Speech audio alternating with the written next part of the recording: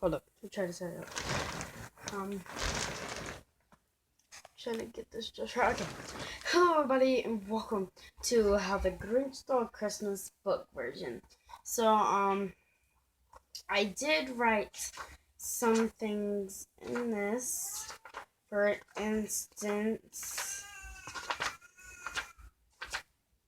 I wrote the song lyrics to when Mr. Grinch at the same time of the movie.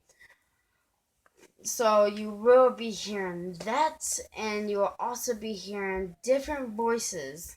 My normal voice is gonna be the narrator, and the Grinch's voice is gonna let me read something from the Grinch. Under hanging their stockings. Tomorrow's Christmas. It's practically here. So that's the Grinch's voice. The narrator's voice is gonna sound like this. Every Who down in Whoville liked Christmas a lot, but the Grinch who lived just north of Whoville did not. So, hope you guys enjoy it. I will be showing the pictures after I read the page. So hope you guys enjoy this episode, and I was going to do this tomorrow on Christmas Day, but it says tomorrow is Christmas. It's practically here. So I thought I would do it today. So let's start reading. I wrote in the book, I go, shut up and enjoy the book. Every Who down in Whoville liked Christmas a lot. So it will be taking like 30 minutes for us to finish this book, because there's like short things in this. But the Grinch who lived just north of Whoville did not. The Grinch hated Christmas the whole Christmas season. Now please don't ask why, no one quite knows the reason. It could be his head was screwed on just right. It could be perhaps that his shoes were too tight. But I think that the most likely reason of all may have been that his heart was 2 sizes too small. So, but whatever the reason, his heart or his shoes, he stood there on Christmas Eve, hating the Who's, staring down with his cape with a sour, grinchy frown at the warm, lighted window below in their town. For he knew every Who down in Whoville beneath was busy now, hanging a mistletoe wreath under hanging their stockings, he sneered with a sneer. Tomorrow's Christmas. It's practically here. Then he growled, with his grinchy fingers nervously drumming, I must find a way to stop Christmas from coming. For tomorrow, he knew.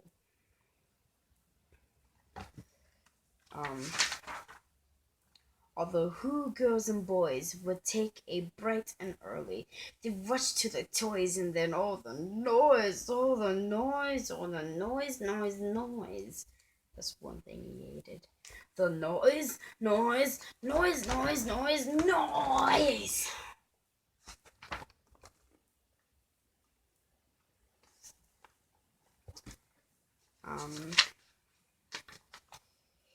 With Who young and old would sit down to a feast, and they feast, and they feast, and they feast, feast, feast, feast.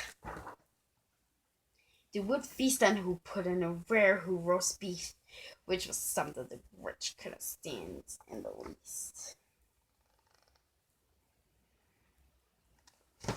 Oh, Jesus. And then they do something he liked least of all. Every Who down in Whoville, the tall and the small, would stand close together with Christmas bells ringing. They stand hand in hand, and the Who's would start singing. They sang and they sang, and they sang, sang, sang, sang.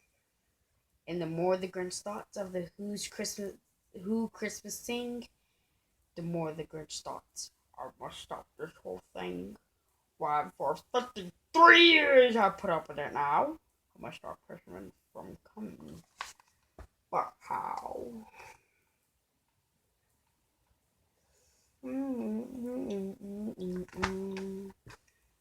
And if you guys have the book, you can read along. Then he got an idea. An awful idea. The Grinch got a wonderful, awful idea. Psych. You can't have it. Arnold, just what to do. The Grinch laughed in the straw. Ha. And he made a quick Santa Claus hat and a coat. And he chuckled and clucked. What a grand Grinchy trick. With his coat and his hat, I look just like that neck. You're mean one, Mr. Grinch. You really are. Here. You're as cuddly as a cactus, and as charming as an eel, Mr. Grinch. You're a bad banana with a crunchy black peel.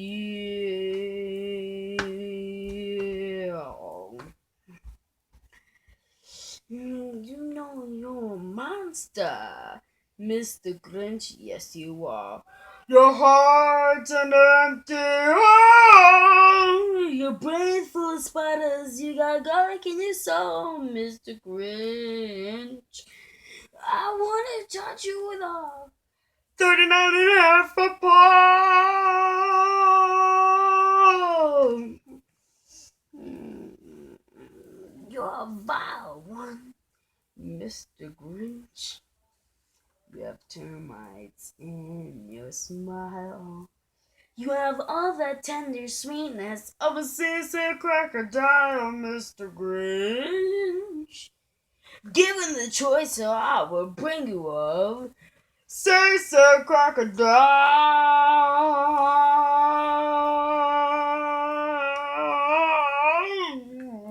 But all I need is a reindeer. The Grinch looked around, but since reindeers are scarce, there was none to be found. Did that stop the old Grinch? No, the Grinch said. If I can't find a reindeer, I'll make one instead. So he called his dog Max. Oh, Max!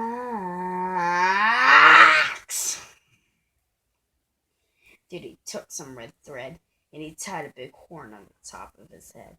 Then he loaded some bags and some old empty sacks on a ramshackle sled, and then he hitched up old Max. Then the Grinch said, "Get up!" And the sleigh started down toward the homes where the Who's lay to snooze in their town.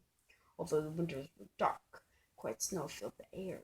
All the Who's were all dreaming sweet dreams without care. I forgot to show you this picture.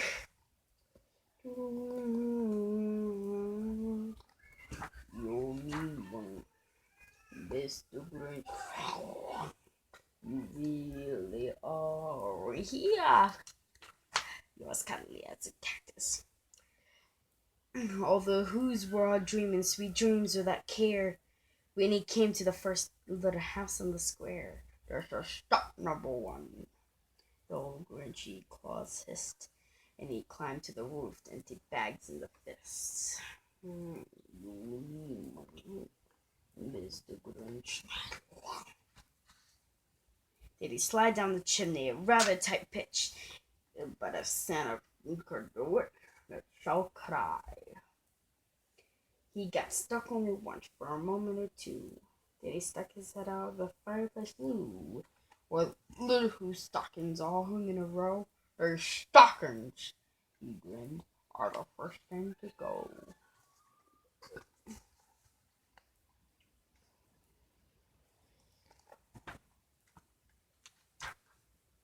Then he slithered and walked with a smile most unpleasant around the whole room, and he took every present. Popguns and bicycles, roller skates, drums, checkerboards, tricycles, popcorn, and plums. And he stuffed them in bags. Then the Grinch very nimbly stuffed all those bags one by one up the chimney. I believe it's 6 or 7 o'clock now. Then he slunk to the icebox. Slunk. He took the hoof feast. He took the pudding and he took the roast beef.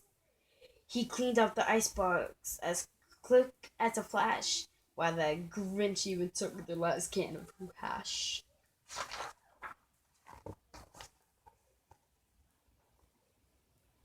I also hope you guys enjoyed the movie. Elsa. Then he stuffed all the food up the chimney with glee. And now, grinned the Grinch, I will stuff up the tree. I mean, why would he take everybody else's Christmas tree but leave ours behind? Like, seriously.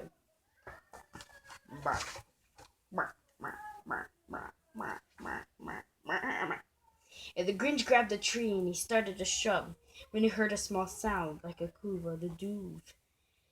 He turned around fast and he small who.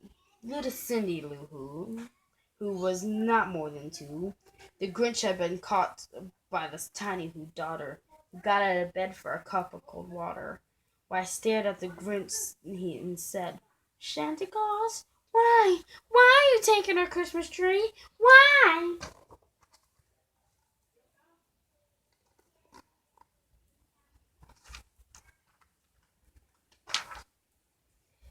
But you know that old Grinch was so smart and so slick. He thought up a lie and he thought it up quick. Why, Miss Rachel, that us, Cindy? The fake Santa Claus lied. There's a light in this tree that won't light on both sides. So I'm taking it home to my workshop, my dear. I'll fix it up there, and I'll bring it back here. And his fib fooled the child. He patted her head and got her a drink, and he sent her to bed. And when Cindy Lou Who went to bed with her cup, he went to the chimney and stuffed the tree up. But the last thing he took was the log for the fire. Then he went up to the chimney himself, the old liar. On the walls he left nothing but hooks and some wires. And the one speck of food that he left in the house was a crumb that was even too small for a mouse. I don't know if I already showed you this, but you can look at it again if I already showed you. You can also look at this one, the one that I just finished.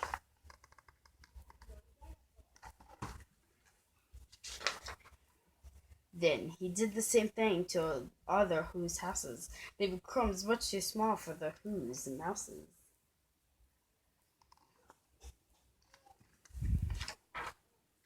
It was dawn, all the Who's still in bed.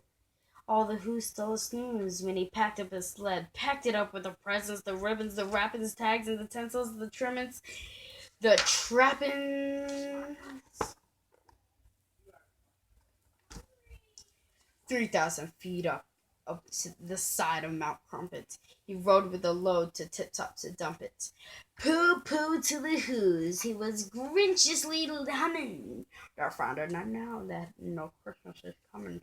They're just waking up. I know just what they do. They're masquerading up in a moment or two. The Who's down in Whoville will all cry boo-hoo.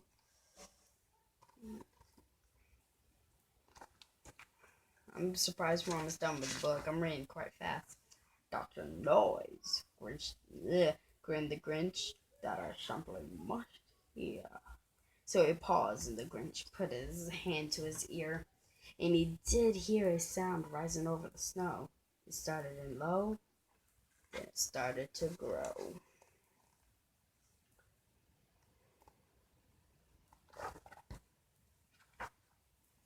But the sound wasn't sad. Why, the sound sounded merry. It couldn't be so. But it was merry very. He started down at Whoville. The Grinch popped his eyes, then he shook. What he saw was a shocking surprise.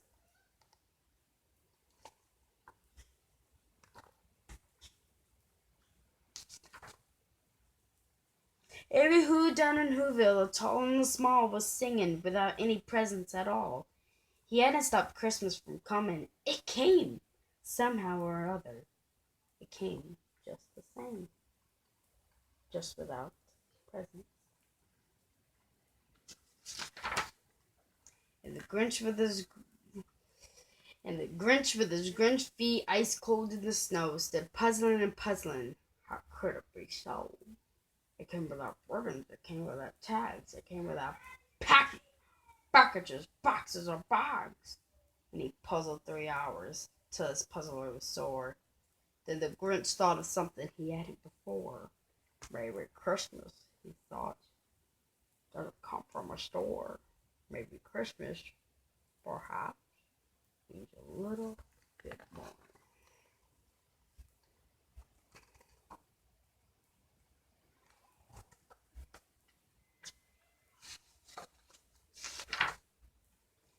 what happened then? Well, in Whoville, they say that the Grinch's small heart grew 3 sizes that day. And the minute his heart didn't feel quite so tight, he whisked with his load through the bright morning light, and he brought back the toys and the food for the feast. And he, and wait, hold up. And he himself, the Grinch, carved the roast beef. The end. Woo! That was a pleasant surprise. And thank you all for watching. I'll see you all later. And I'll see you all tomorrow after we're done opening our gifts to show you how much I'm happy. And don't forget to like, comment, and subscribe for more future videos. And I will be doing some more books.